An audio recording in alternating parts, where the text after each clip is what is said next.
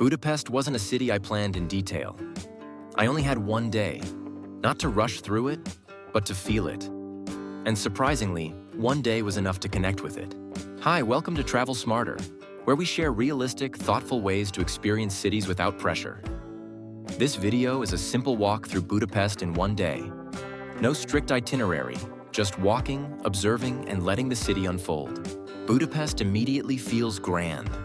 Wide streets, elegant buildings, and a sense of history that's impossible to ignore. Even if you've never been here before, the city feels confident, like it knows who it is.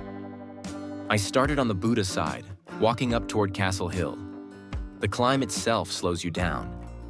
Not because it's difficult, but because the views keep pulling you back.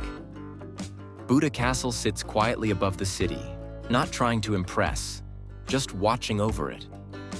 From here, Budapest opens up. Rooftops, bridges, and the Danube stretching through the middle.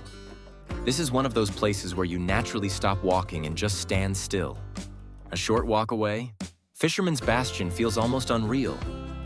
White stone, soft curves, and views that look like a postcard, but calmer in person.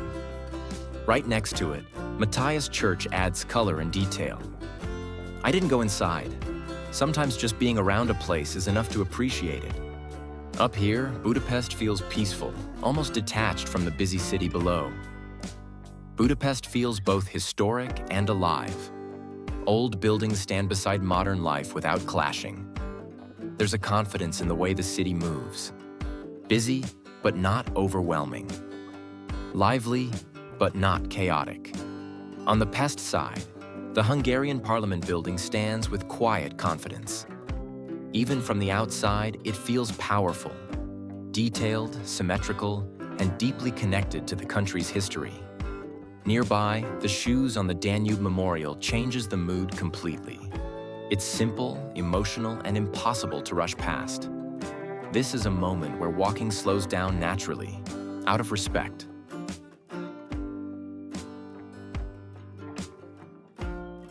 I passed by the fat policeman statue, a small, playful detail you only notice when you're walking. I tried Lángos along the way. It wasn't something I'd go back for, but trying local food is part of understanding a place.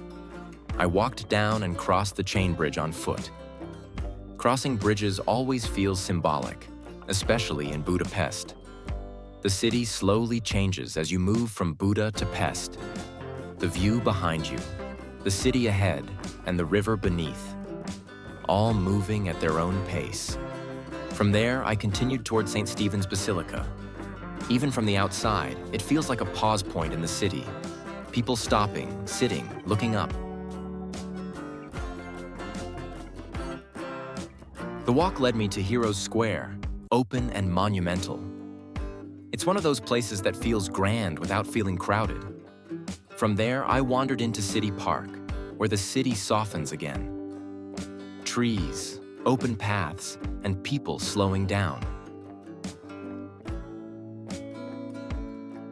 This wasn't a guide to Budapest. It wasn't about seeing everything.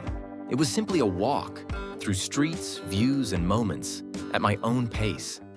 And sometimes, that's the smartest way to travel. If you enjoyed this calm walk through Budapest, let me know in the comments.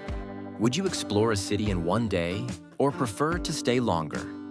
And if you enjoy realistic, thoughtful travel, feel free to like and subscribe. You're always welcome here. Until next time, travel smarter.